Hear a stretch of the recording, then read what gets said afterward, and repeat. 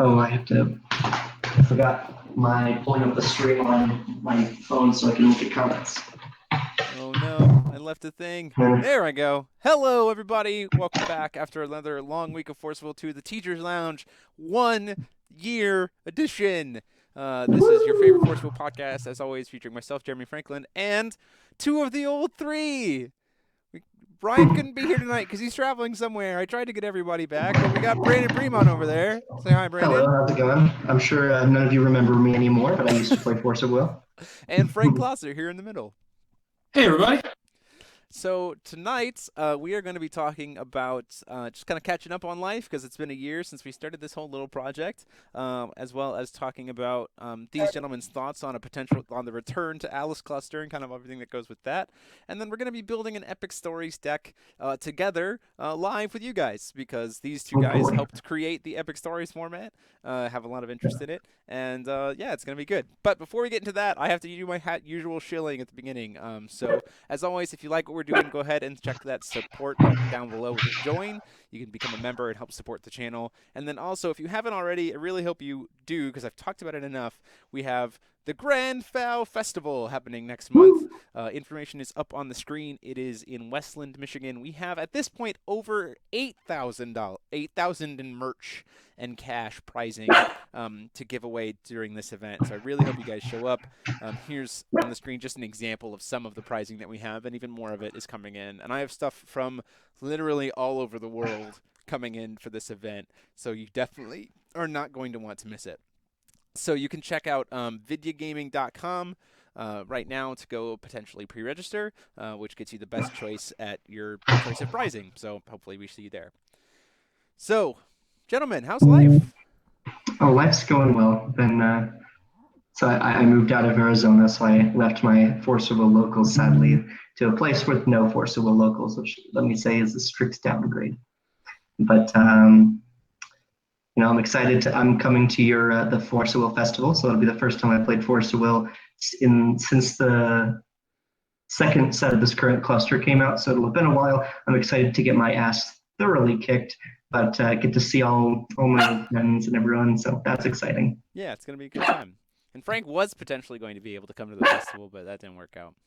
No, that month got stacked up real fast with a bunch of work stuff, which unfortunately been the story. Well, not unfortunately, because like it's been mostly good stuff, but it's been the story of my life for the past several months. Has been work took an uptick, and so I've been like playing card games more casually as just like a hobby, and not really had the chance to like travel or anything for them.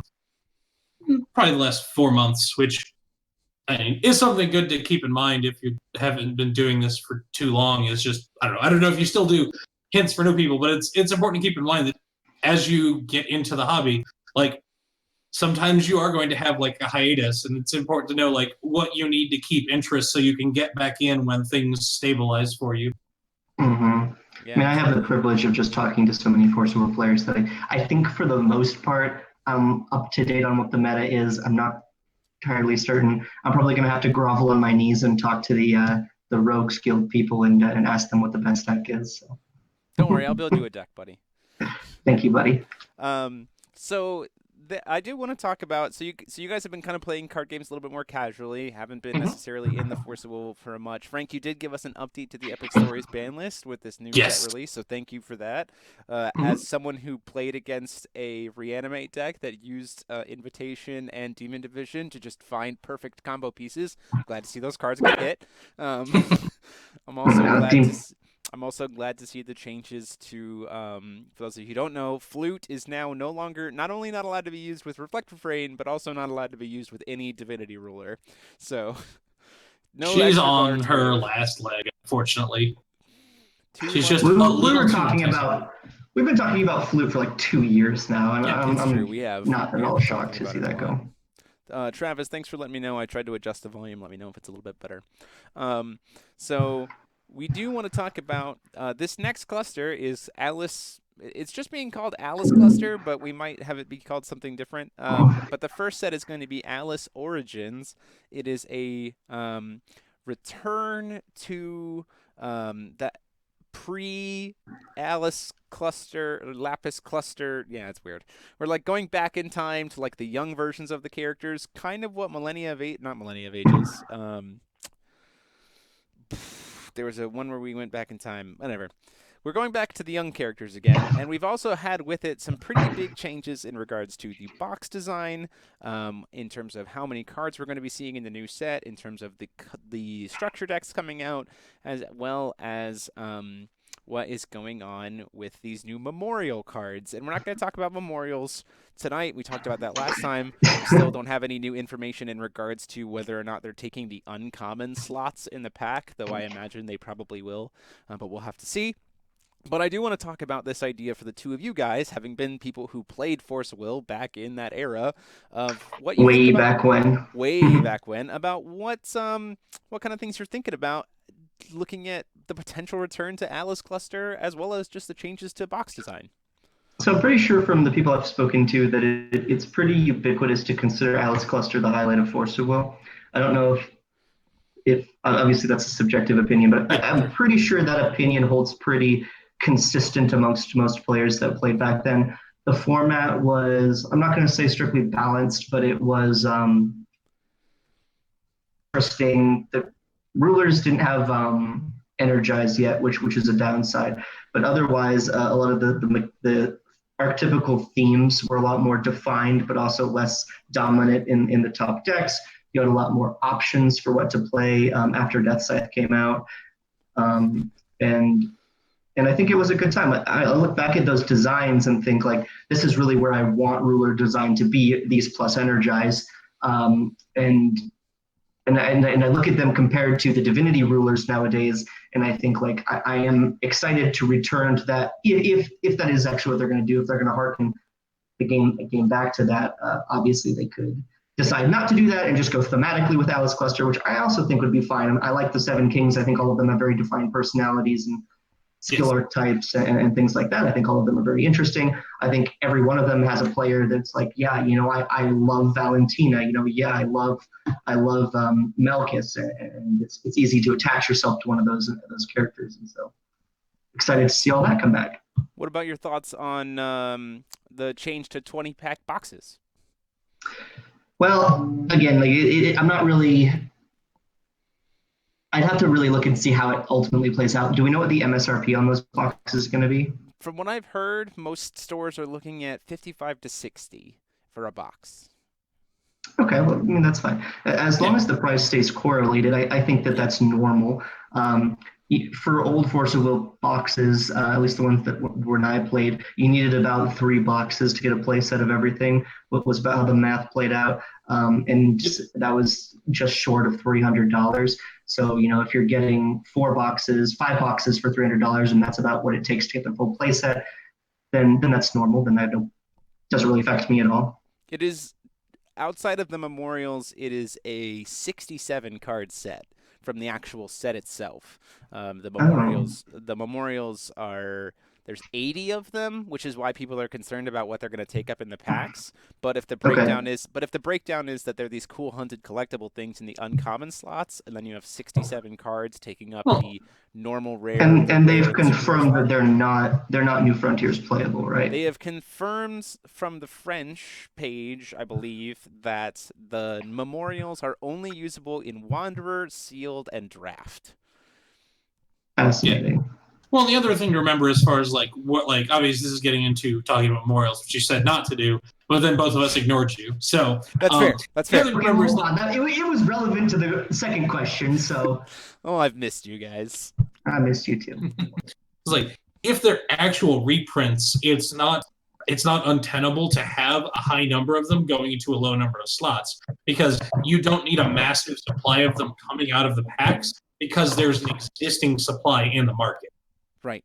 Exactly. So the rumor is that what the memorials are going to be is that it is PR cards, so cards that have been made into promos from throughout Force of Will's history that have been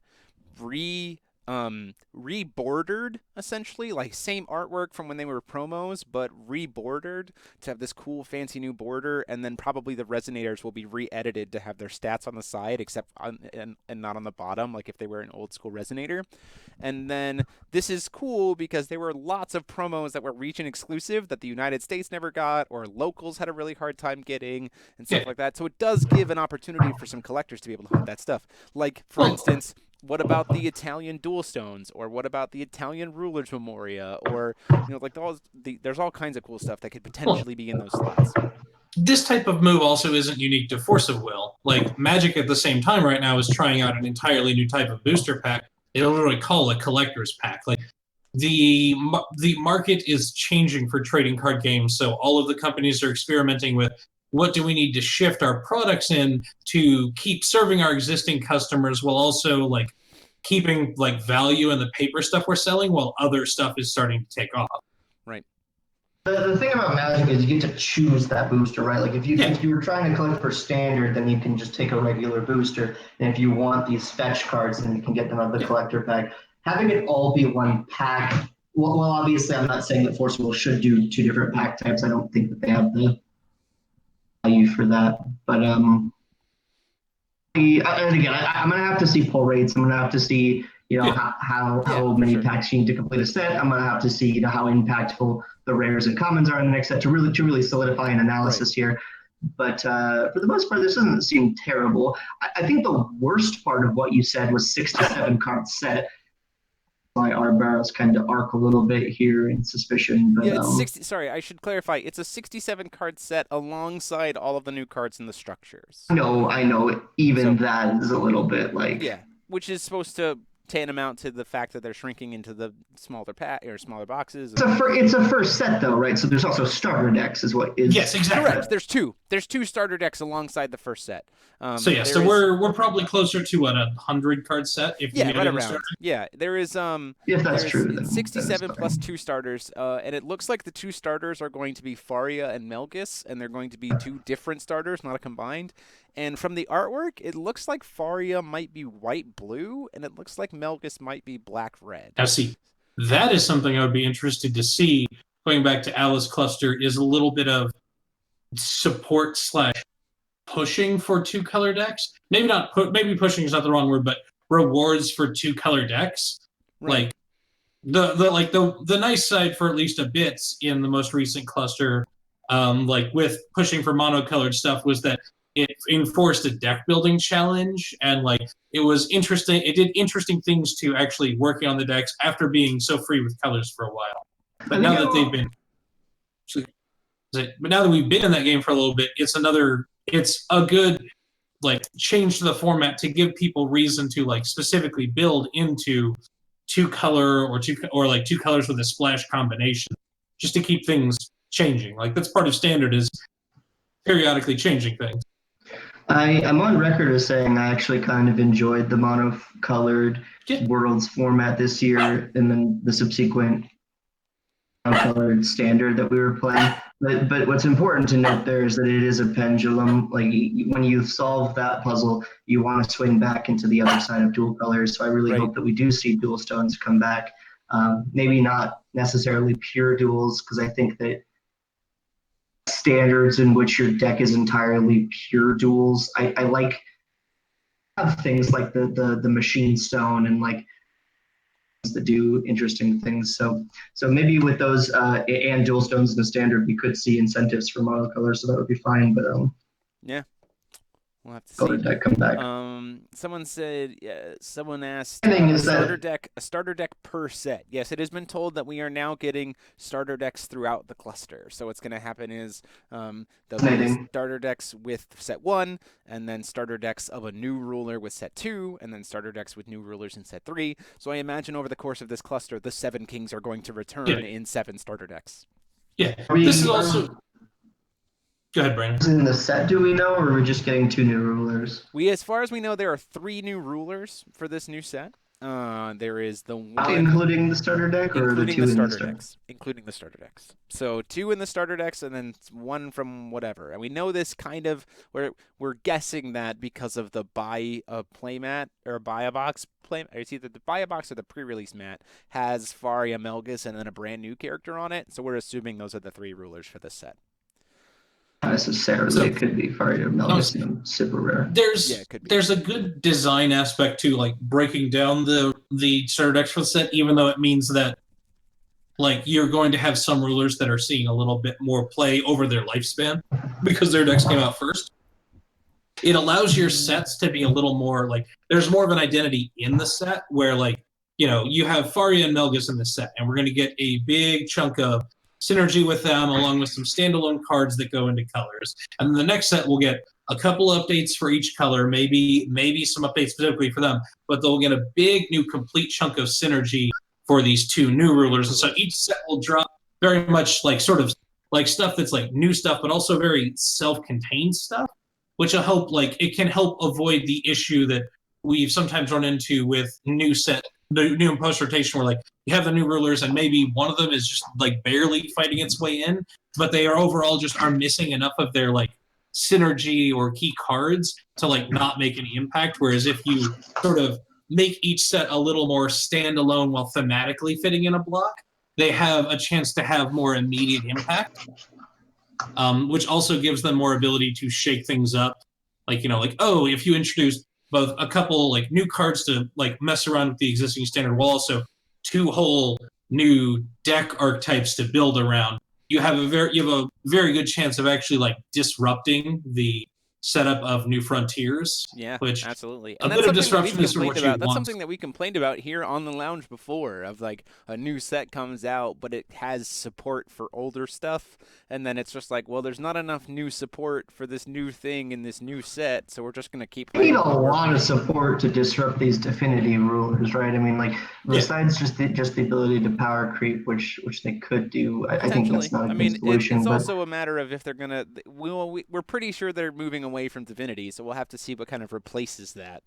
But like the Divinity rulers are still going to be standard when AOC comes out, right? So like, we'll have to see. Right now, and also just kind of looking at these Divinity rulers that have gotten, you know, progressively more powerful as their sets have come out, like a lot to dethrone them, which is pretty, I view, unfortunate if that's how it plays out. I'm not saying it will. I mean, I hope we see. So quickly looking here. So looking forward to about 5 sets. No, we're gonna have 4 sets in the next cluster as always. Do you know if there's going to be a reprint for DBV for certain? I don't know at this point whether or not there's going to be a reprint of DBV. I hope so, but also at the same time, I have 3 boxes to use for my tournament, so I was at least able to get some. Is Angels coming back? Maybe. I know Frank would be happy if Celestial Wing Seraph and Angels come back. So I would point out, I doubt we see Celestial Wing Seraph come back given what we already have in this format. Because please remember, if Celestial Wing Seraph comes back, you have another Celestial Wing Seraph-esque card that can go find Celestial Wing Seraph. So, Ophiel, Celestial Wing. Yeah, Ophiel into Celestial into 4-drop is not a thing that should really exist in New Frontiers. Like, it's a really cool top end, but it encourages you to build your deck in such a way where you're just super loaded with these heavy cards, and you're either you're a ramp deck but less consistent, where you're like, I either got it and just unquenchable board or unconquerable board state, or this is a handful of Force of Will cards. Like, it's not a good design direction to lead people in, especially when also it leads into the same issue we were talking about. If you want to make sure and shake things up, Angels was a very like notable something from a design perspective for the whole last cluster. Like, we got a new, I don't remember what the actual rarity they put on the set, but New Valhalla got an Angel that I literally couldn't show to a Magic player. It was so insane. The 1-drop that does color fixing. Oh, yeah, the Angel of Zeus. Yeah, like, can you imagine showing that card to someone who plays Magic? Their head would just explode. Okay, but like, hold up, could you imagine showing Guinevere, the Jealous Queen, to a Magic player? I mean, like Matt. Well, yeah, no. The thing is, they would at least understand and like accept that card, and then want it banned later, like they did to other things. Whereas they just literally wouldn't believe like they would expect the angel to be just someone's fan submitted card. Oh yeah, I mean like that's true. Brandon, what So if as much- Guinevere? What sorry. if Guinevere was reprinted? That I love Guinevere. I think she encourages great gameplay. She is very powerful, though. I mean, what she will warp any format. That she exists in? Hey, let me go ahead and fact check that comment really quick before I. Quick fact check. I think Be good in any low to the ground red. If a low to the ground red deck is good, which she pushes, then she's insane. Like Yeah. obviously that card is just completely absurd. Yeah. We'll have to see if it comes back. Could be Because more I mean, absurd. return to Alice Cluster. I mean, who knows? Maybe we'll see some. I mean, we're bringing back Faria and Melgus right at the beginning. Maybe we'll see some. Faria has a Knights of the Round Table theme, right? And so, I Yeah, mean, so she does probably has Suits, like. and he also kind of got some. Like he got It got split in colors last time. He got Hector, Lancelot, Guinevere, and the 4-drop one that was bad. He got just by nature of them being red. Is that the joke? The lore of it was basically that the Knights of the Round Table existed as stories, and they summoned them, and they were different colors because of the nature of the Faria or person Melgus. summoning them. Right. Like that was why they were split on colors. That's why like later on we had different color versions of the same person. They felt like that's why you have blue Guinevere now, and all of a sudden she like there's some stuff that clearly says, yeah, this is a Guinevere, but she also functions very blue instead. That's why. Magic stones. The lore. You have A to white go to the Lancelot, lore. because then we have a Lancelot in 3 colors, which Yeah. is great. So with Say, that, we're Knights talking of the Round about would be an deck interesting thing. building.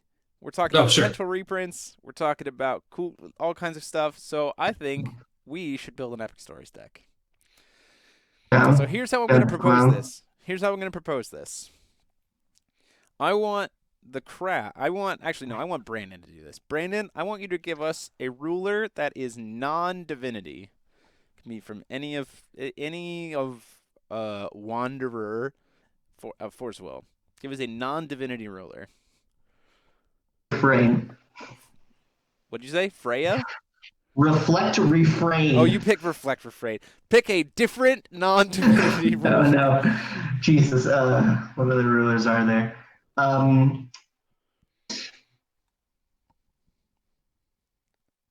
Gifted conjurer. Gifted Conjurer? Gil? Did you just pick Gil? Jeez Louise. Okay. Okay. Well, now we're questioning everything. All right, my bad. All right, Kaguya 4. Okay. Stop All right, picking how the many- We're trying to have fun. Stop picking the broken K4 rulers. is broken? K4 is not broken. By any stretch of the event. Okay, whatever. Okay, so I need to pick like We're pairing it with a divinity ruler. Adelbert. Do I need to pick Adelbert? Is that what's good for you? If that's what you want. Pick 3 that I wanted. You want to do Time Spinning Witch? You want to do K? Oh no, that's K5. So K4 is right. K4 is K4's Simic Treasury treasuries. items. Is treasuries? Okay, cool. We'll do that. We'll start with treasuries. Frank, All right. Frank, give us a divinity ruler we're gonna pair with that. See how it is. Give Frank the choice of 10. I'm always a big fan of Temur, and if we're building this late game thing, I like having. I guess trying to flip Isis is somewhat awkward to pair with this ruler you want to have flipped and be invincible forever. But I don't know. My heart feels like Isis right now. Okay, so we're building. Okay. So I have the deck pulled up. This here is on the going to screen. be a very interesting deck. Let's just say. Yeah, I like it. And then what was her front side? Kaguya. Rulers want to judge in the late game and stay invincible, and that doesn't work because you can't have 2 judged rulers. Kaguya Tears of the Moon. Okay, Oh, wait. so we've got a. I know why I want Isis, because we got moons. Yeah, I mean, I'm not. Jay, Yeah, I'm not surprised. Okay, cool. can So- I amend? Can I amend to the Kaguya that cares about moons, and then we can Friend do from another moon travel? dimension. Moons. Yeah, friend from another. Okay, sounds good. Now we got a real epic stories deck. Here you go. I'm trying to remember what her. Okay, I just gotta search up Kaguya. Naya, which is slightly less good, but still okay. Friend from another world, Kaguya. That is our. and Isis. Okay, cool. So we're green, white, red. So let's quickly go through our stones. So we need Heat Ray. Ruler's Memoria in there. Are we doing Ruler's Memoria? And we're playing Regalias in this deck. Okay, sounds good. I like it. At the very least, we're playing Apollo. That's fair. Let's go. Let's just grab Apollo while I'm. Frank starts hurriedly looking up moon payoffs because the green is real. We're gonna show people the process of building an Epic Stories deck live. Oh no! Hold on. Does this make Lugaroo a real card again? Oh my gosh! Is he a moon? No, his damage trigger goes up if you control a moon, so he's now a 9/7 swiftness. I think we can just start this deck by throwing every moon payoff possible in it. Yeah. Okay. Every moon payoff. Loop Guru, the new moon. I'm throwing stuff in. You call out cards, I'll build them. So. Doesn't the last set have like a lot of random moon payoffs? I'm pretty sure it does. Yes, that was part of what subconsciously drew me to Isis. Yeah, we do need to put the new Isis in the main deck, as well as the new Nyarlathotep. Main, and then we also need to build the Surtur that generates moons. We need him in there. Mm-hmm. Let's see. Oh, we don't have blue, so we can't play Campanella. That's disappointing. Ripperoni. It's the life you live sometimes, though. It is the life you live sometimes. Stone. Okay, I'm just building up the stones. So I've got green, red, green, white. I have white, red.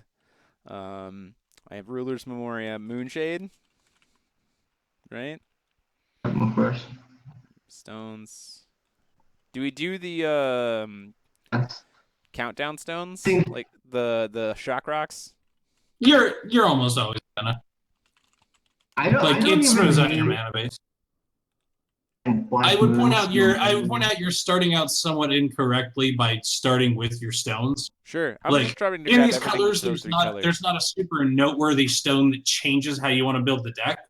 So instead, you want to start with your cards and look at the balance. Like, you don't want to put all these rocks in and then realize that all of your green-white ones are bad because everything needs to produce red and produce one of the other colors. Sure. Okay, cool. So we're going to start from an unfun place, right, and put Bloody Moon in here? I mean, it's a moon. I mean, it's a one card. Addition recursion do you want to do with things like Genesis Creation and that kind of nonsense? I think that's. I think we put that in there. Cool, sweet. Very unfun deck now. Do we put Guinevere in there? We were just talking about her. It's a weird thing to call it an unfun deck, just because the caliber of cards we're talking about is such that if you're any sort of multiplayer game, you're not really good. You're going to be just like affecting specific players, and so it's going to be political and targeted. But if you're doing 1v1s where it's generally accepted, you want to be a little more competitive, then it's going to be slightly less fun, but that's also a format that's accepted to be a little more cutthroat. So it's hard to call Bloody Moon itself unfun. This deck is obviously not cutthroat, so you're right. Yeah. You're right. That's why I'm okay throwing it in there. I'm trying to find the Memoria that has produced moon or white moon breezes. So then we have that, because that's just a 3-color stone for us. You have Moonlight, right? I have Moon Shade. I didn't put in Moonlight, but we might as well put Moonlight in. Probably put all the stones that put Wound in. Okay, so what else are we putting in so far? What other regalia do we want? There's a disappointing number of blue moons. Yeah, what other regalia do we want? I mean, I assume you already put Leviathan in there while I was looking at cool moon cards.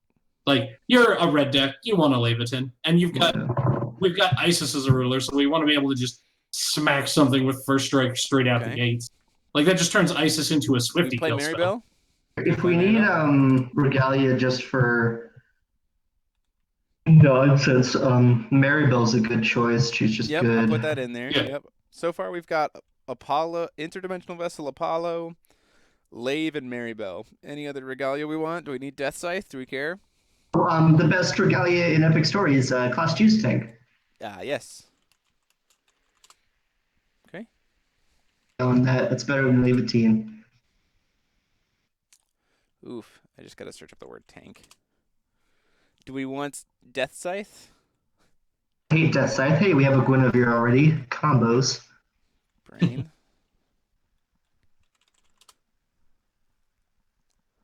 Death Scythe the Life Reaper.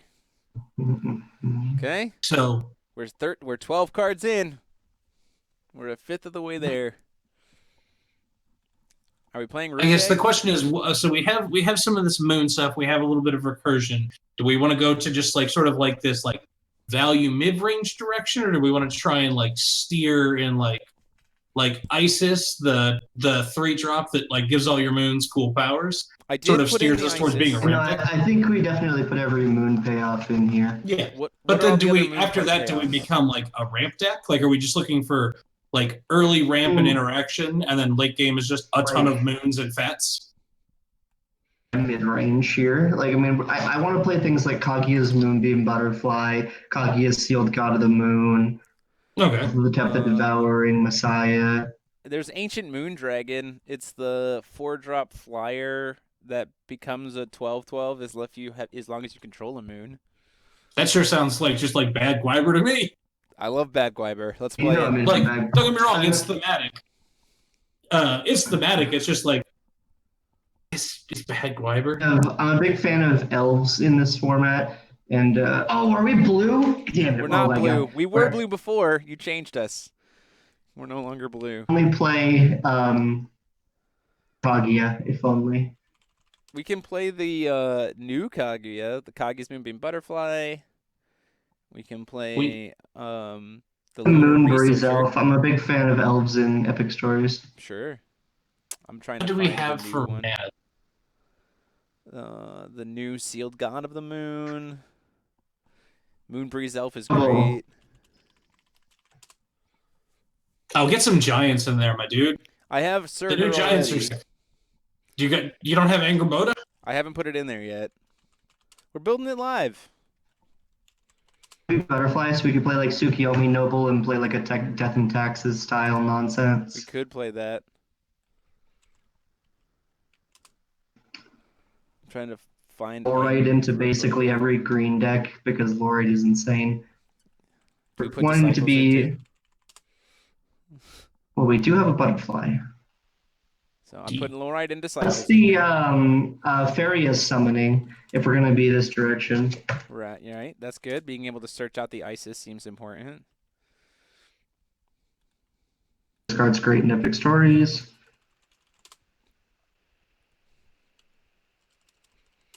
Various summon. Cool. I have the I have Trow in there as well as our other giant, Loop Guru. What are the other moon payoffs? Tsukiyomi Noble. Yes. We could do Holy Moon of Pure Light. Oh, that's actually just a good one. And you thought Really you good were again. going to be good for this. Pure Knight, randomly good against just like J Ruler beatdown. Mm-hmm. Like a very real deck archetype. This is super. I do none of these? I only have one elf. Do we want Sacred Elf too? That's fine. Light one, 2/2, Acolyte of the Sun. Yep. I'm out of it because like 6 months ago I could have just snapped off Acolyte of the Sun. Now I'm like having to think about it. Someone is saying rewriting laws in the chat. Do we care? No, I don't think we're doing anything that wants to use that. Do we want to play Shakespeare? I'm personally of the opinion that any epic stories deck could just play Shakespeare, but like it's. I'm saying, do we need to? I mean, we really didn't go in the ramp direction, and we have green. We have better ramp spells than Shakespeare. Sounds good. I like it. Like, so like, if we didn't want to go in that direction, I don't think Shakespeare. Do we have all the moon payoffs we can play? We don't have Crimson Moon of the Sand, right? I don't have Crimson Moon of the Sand. We don't need to worry about it, but guess there's a limit to how many like cool like pump all your mana activated abilities we need when we just have Isis as our top end. Do we want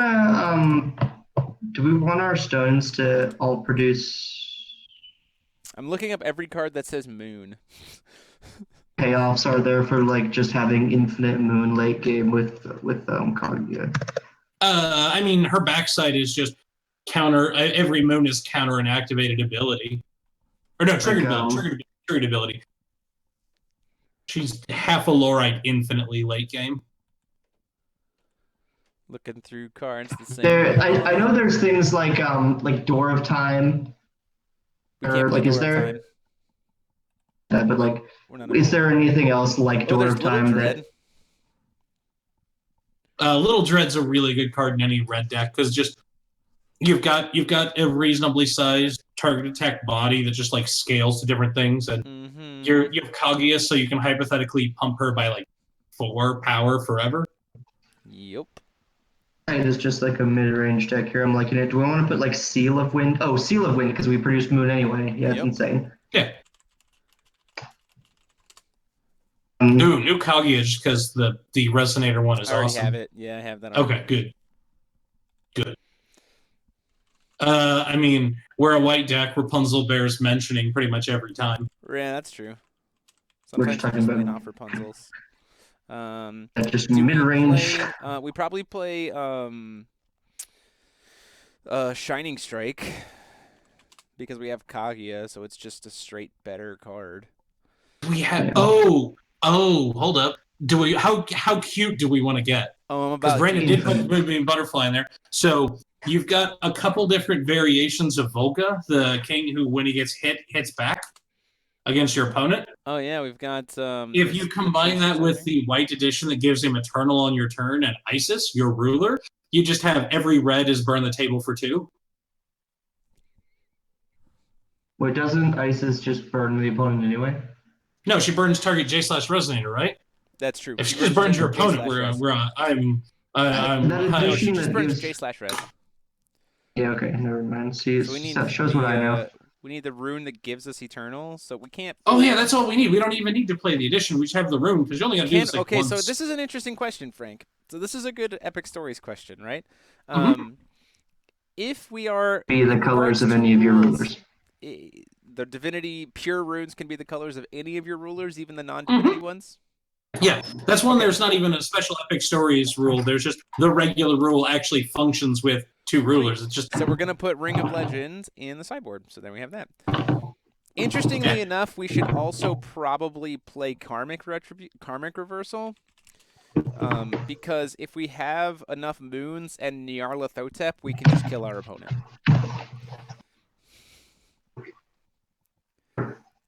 Because Karmic Reversal, you just you just see this is the sort of dumb top end I can give. You just make it so that Isis or so that Nyarlathotep just can ping herself for 800 a million times. Do we want to just play like random ends like Scheherazade, Teller, the Crimson Moon, and that kind of stuff? I mean, there's some of those you're going to play anyway because you've also put like Moonbeam Butterfly and the like. You want to find all of the like specific answers, and so like you have a couple cards to help you find some of your moon payoffs and stuff in the deck. But then that also pays you off for having a couple like maybe not silver bullets, but like really good bronze bullets. There's not a good term for like one that's good against one thing, but like not terrible everywhere else. Like I guess regular bullets. Bullets. Oh look, I've got bullets. Oh, if you brought a gun. Someone is saying Restoration because it's a search spell, and I don't hate that. It's red white, gets us anything we want, including additions. Yeah, if we're like kind of audibling to this Boomby Butterfly deck, we could play nonsense like Barrier Seal, like actual silver bullets. There are enough decks that like in Epic Stories that Barrier Seal just hoses the. Sure. Yeah. Well, and you kind of need some form of graveyard hate because like it's a longer game, big deck format. Graveyard decks are always going to exist. So that means we also probably need to play a Viola, right? I don't know that we're necessarily in that deep. Cool. Is an aggressive card. She's not really in, I think. Someone is saying exceed the light. If something Sure. ties, bring out something else. Sure. It's another kind of deck tutor card. Yeah. Yeah. Did we put Farius summoning in? Yes, I we did. Various summon is in there. Yep. Let's see. What are our like really cool fans? If we got a few of these, we want at least a couple things. We could clearly play Orochi. We want keyword awesome here somewhere. Do we want to just play Yamada?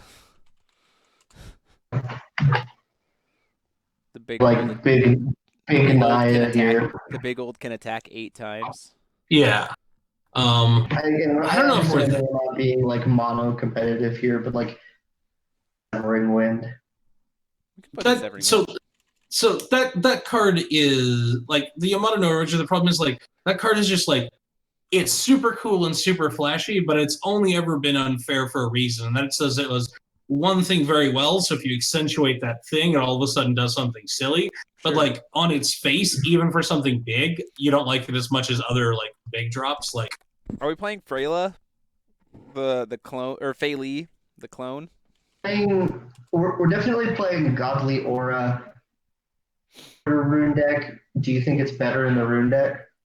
I think yes, because it's a free moon, so it also draws us 2 cards. When it draws a card and it does 400 damage multiplied by moons to target. So it either generates a moon and you draw a card, or it deals 400 times the number of moons, or it does both if you control Isis. But since we're playing Kaguya, whenever a moon enters play, we draw a card. So it actually becomes pay 1, draw 2, generate a moon. I'm with Sam, by the way. I was looking through big cards. We should just have a Susanoo in here. In a red deck, it's just a super powerful card. Like, it's... Oh, and it combos with our ruler. Can we play Izanagi and also Spinning Myths? And Spinning Myths, no-go. Frig fits. Izanagi You're just not going to consistently have myths. Like, Spinning Myths is a card that goes in when you... It's not the greatest card. What is our... I thought you meant Izanagi. Izanagi combos with our ruler because we can counter the leaves effect. Yeah. Question. What is our chant count? Our chants? Yeah, chants. I'm looking at it right now. We have 1, 2, 3, Todd brings up a good 4, combination, although I'm not certain we necessarily want both. 6, we definitely want Blade of the 7 lands because we have 2 rulers that have long-term value by using their activated effects. And it just makes it so... Okay, then never mind. My suggestion of Welser is going to be terrible. There's a new card from the set that was, it has like Gil on it. It's a spirit magic for 2, and it says search your deck for a chant and put it into your hand. Spirit searching?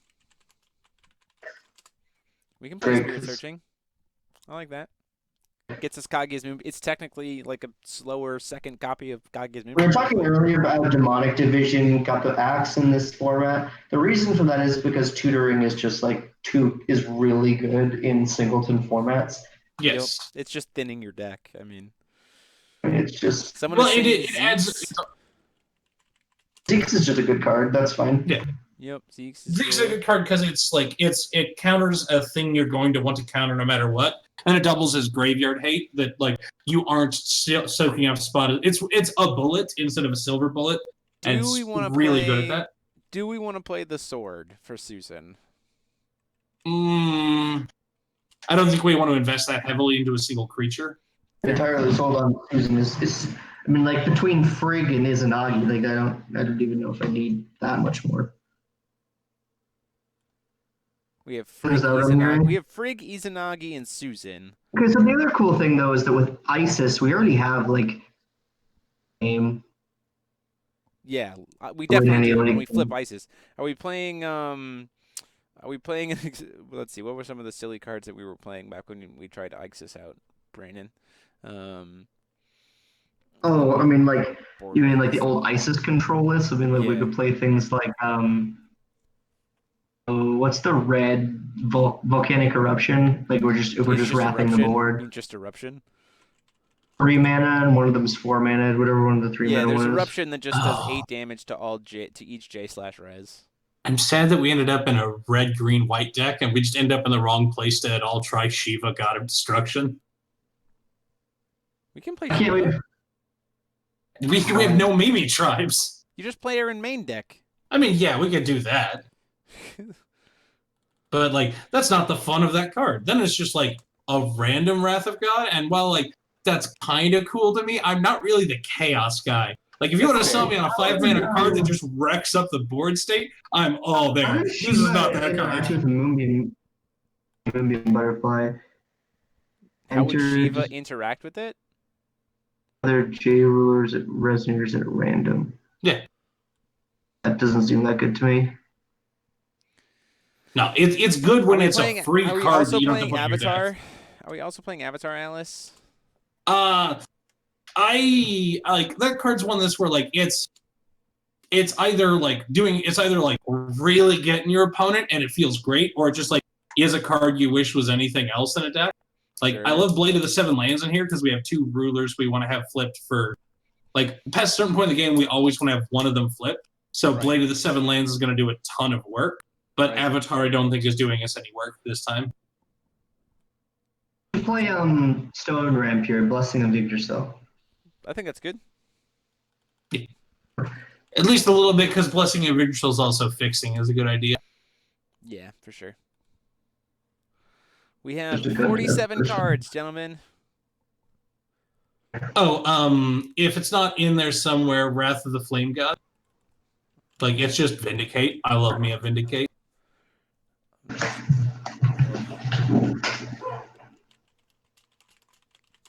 Wrath of the Flame God. It's now in there. How many cards are we at? We are at 48, and we have I think 2 to approach rulers. the point where we could just play good cards like So- Sign to the Future is really good for this deck, I think. The other problem is we're at the point where we have to start also looking at curve, and that's hard to represent, like, on the podcast. Yeah, it's tricky. Because, like, this is the point where, like, we'd want to check, like, okay, do we have a good bit of interaction? How's our curve looking? What's our ratio of spells to threats, etc.? Someone mentioned 3-drop Prisia, which is obvious. I mean, like, almost every card that's been printed with the name Prisia as a resonator can just get considered in a Naya deck. Exploding They're all Flame, super good ready mid-range for creatures. the final battle. Ready for the final battle and Epic Stories too. We can't play Can't play play Flip Prisia. sadly. But I did put in I did did try and steer us into a team where Rich. You did. Okay, you gotta admit this is a much better place than the. No. This is super fun. But don't get me wrong. I love this color combination too. Mario's reminded me of a really good card for Kaguya. You should need Matchstick Girl. To be honest, you can probably get away with like Matchstick is probably worth running, but you would run her without it just because she 2 mana pump Kaguya by 4 power. Like that's a reasonable card for a fun deck. Play one Matchstick. I mean, yeah, you're gonna play the Matchstick anyway because it's also a reasonable card. But I'm just saying, like 2 mana 0/0 and Kaguya gets pumped twice is a pretty cool card with durable. You can make Kaguya. By the way, speaking of making Kaguya durable, you want a couple of the additions that actually protect her. Wind Secluded Refuge and Sandora. We can play both. Is Sandora a cantrip? I can't remember. Sandora is a addition as well. Yeah, I just didn't remember if it cantripped or not. It does not draw you a card, sadly. Okay. I'm still there. I think between Moonbeam Butterfly and one Wind Secluded Refuge, we should be okay. Yeah. I would personally be of the opinion that before you run that one, you actually run, what's it called? Zero Circle of Protection. Because it actually just... Yeah, you Zero choose... Circle of Protection, that card's insane. Yup. Okay. Zero Circle. Between Circle of Protection, Wind Secluded, and Class Z's tank, like we really have a fun like J ruler aggro with either of our rulers, which is kind of fun. Plus having a cool mid-range deck. Are there any other additions that we want to consider? Or sorry, not additions. Are there any other awakening effects that we want to consider? Oh, probably. I'd have to go back and look. I mean, I'm always a fan of getting cheeky with Invitation. I forget what the rest of not Invitation. The red one, Burn Spell or bigger Burn Spell, but that's Invitation of cheekiness. Disaster. Yeah. Going maximum cheeky here. That is an Sylvia awakening. the Slave Girl. I love Sylvia the Slave Girl. Oh, Sylvia the Slave Girl? cards, Absolutely. nuts. Absolutely. We're definitely playing Sylvia the Slave Girl. Do we want to play the Allosaurus from that starter deck? The one that gives our ruler swiftness and also draws us a card? Ooh, but if we're into Awakening, I kind of like. Oh wait, no. Siegfried goes and finds. I keep forgetting that Siegfried doesn't just when you awaken destroy all the tap things. He just goes to find Abel them. destroys them all. You want to play Abel? A little bit. Play like the bunny package with like Kaguya, Rabbit Princess of the Lunar Halo. Destroy all other resonators. You want to play Abel, the Awakening of the Gods? I personally have put Abel in a bunch of decks because I never mind that guy, especially because what's our ratio of white resonators to the other? That's a big part. Is that him becoming just like a Wrath of God is really good when you can awaken him, or not awaken. We have one in terms of pure white resonators. We have one. No, just they need to be white. He has the Cthulhu summoning thing. Oh yes. So 1, 2, 3, 4, 5, 6 other white resonators. So we're never incarnating him. Nyarlathotep the Crimson Radiance, which is A, a good card, and B, has 2 awakenings. Yes. Nyarlathotep the Crimson Radiance? Yes. I see that. Do we want to play the Return of Chaos Nyarlathotep? That's the one that you can play from the RFG. I don't remember which one that is. So it's 2-drop 5/5, costs 3 if you play it from the removed area. You rest and remove it from the game to draw a card. You pay 2R and remove it from your graveyard. No, that's bad. Never mind. We're not playing that. Planting Beans, which is both a good card and has an awakening. It's true. It's just Diabolic Tutor, but epic stories. Linosfaria, Fastland Above the Clouds, Kara. Ooh, yeah, we definitely should probably fill out to play Kara, because she is the Oh yeah, the fire-breathing one. She's the one that pay white to give it flying and first strike, pay a red to give it +2/+2. Yeah, sure. Not terrible combined with the Isis Resonator. Cool, we are officially at 60 cards. Oh, but I wasn't even done telling you. Yeah, that's good. There's so many cards. Let's see here. We need to finish stones, and we need to finish the rune deck. So stone-wise, we currently have Ruler's Memoria, Heat Ray, Blasting Waves, Gusting Skies, Moonshade, Priscia's Memoria, Moonbreeze Memoria, and Moonlight. I feel like we got slanted red. Am I correct? In terms of potential options? You can possibly get away with because like Isis late game just wants your entire stone base to be red. I was like, I feel like we got slanted red.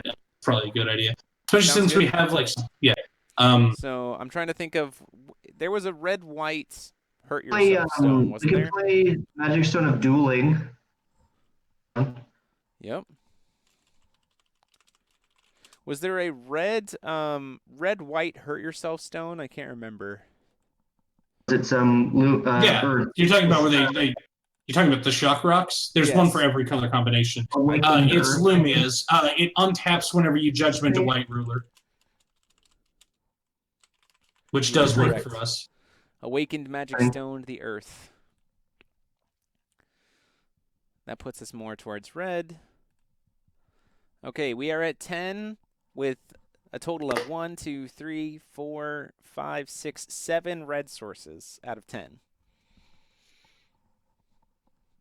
I'm fine with that. We should 1, 2, 3, 4, 5, 6, 7, 8 light sources, and 1, 2, 3, 4, 5, 6, 7 green sources. So 8 light, 7, 7. Green shock stone over the white green shock stone. The red green one? The Priscia's Reincarnation Memorial? The Priscia's Reincarnation? Party of Reincarnation. Yeah. I want to address just a question that popped up, or a suggestion that popped up in the chat. So Sam had suggested Lumia Stone, which I'm guessing he means the true stone for the original Lumia. No, he's talking. I think he's talking about the Awakened Magic Stone, the Earth. It's still worth mentioning the other one because, like, it's a good card that gets brought up whenever you build a light deck, just because a stone that untapped provides you a color and the surprise thing flies is very good. It's just that this deck has two rulers who are very hungry for specific colors, so we have less because we've built like such an activation heavy thing. Our stone base needs to be very multicolor stone dense, so we get a little less utility like that because we have that utility in our ruler zone from the beginning of the game. Yeah, sweet. So we have our stones, we've got our main deck, and now we need 3 more runes. Are we playing Whirlwind Technique? I almost want to play Spear of Chaos, although we still don't have Spirit Aura in here. Let me see if I put it in the main. I don't know if I put it in the main or not. I did not. So Godly Aura. So we need 2 more.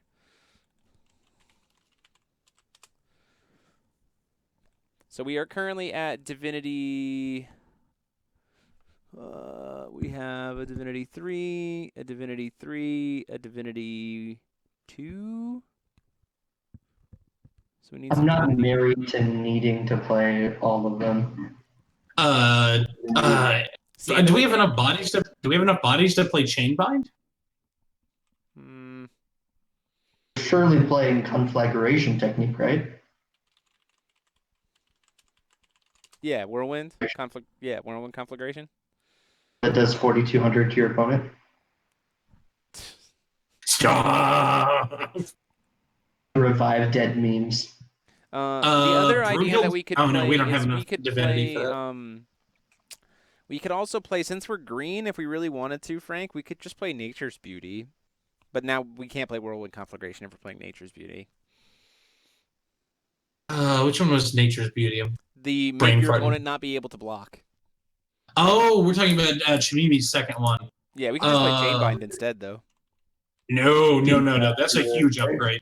Well, we can't play both Whirlwind and... Yeah.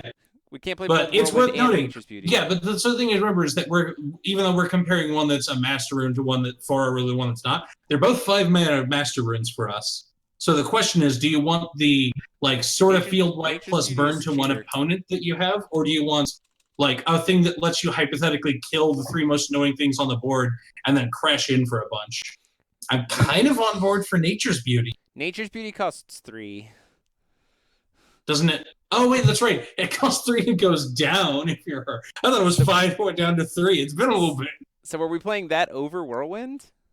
You certainly can. I mean, it's definitely one of the most egregious cards. It was at least worth bringing up to point it out to people, because even though it's it feels odd because you are just skipping your named ruler's thing, it's a card that you should consider.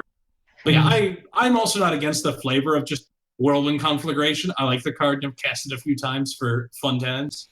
For me, Explosion. It was fun for me. Explosion. Just for some earth protection. So the thing, it protects that. The nice thing is, Explosion is super great when you're protecting against aggro decks in a regular format, because it's conveniently kills a lot of stuff and then doesn't get dead later. But here it will get dead later. If we have the stuff, I would play Brunhild's Wrath before Explosion. I think Explosion's but we can't play Brunhild's Wrath. Why not? Oh no, Brunhild's Wrath. Oh, I see what you're saying. No, Brunhild's Wrath just destroys a J/Resonator. It destroys the tapped one. Yeah. Yeah. Okay. Cool. Sweet. We've got it. We've got an Epic Stories deck. Let's save it. There. The one cool thing about building this online is just listing that you can see a lot of suggestions that are all very reasonable cards for very different directions for the deck. Yeah, and that's one of the reasons why it's saving, and I'll have this posted in the community here later tonight for people to kind of look at.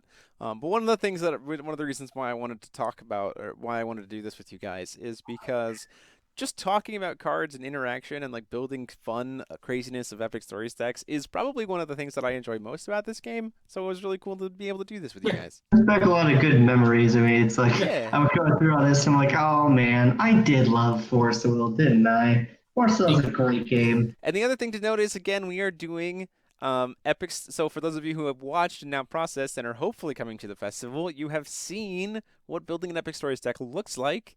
And so you need to bring an Epic Stories deck because we are going to be doing on Sunday on-demand on-demand win-a-box Epic Stories events. So we have the first 3 to launch will be boxes of Decisive Battle of Valhalla going to the winner. They will be single elimination, so we can fire them off quick.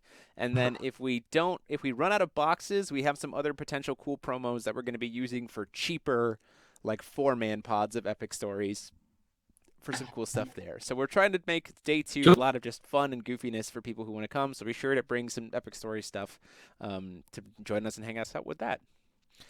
But crazy enough, it's been an hour. It's been a time. So we are going to call it here for tonight. Yeah. It has been a great evening hanging out with you guys back after a hiatus. Good to have you guys talk and share your thoughts about things. Thanks to the watchers who've been hanging out with us and participating in the chat. I hope you guys had a good time. As well as remember to come to the festival. We really would like to see you guys. It's next month. You can get Airbnbs. You can fly into Detroit Airport super cheap. There's hotels nearby. Just check it out, videogaming.com. Hopefully we'll see you there. But until next time, this has been myself, Demo73, and I have been joined by Brandon Bremont. And Frank Closser. Hey there. And until next time, class dismissed. Have a good night, everybody.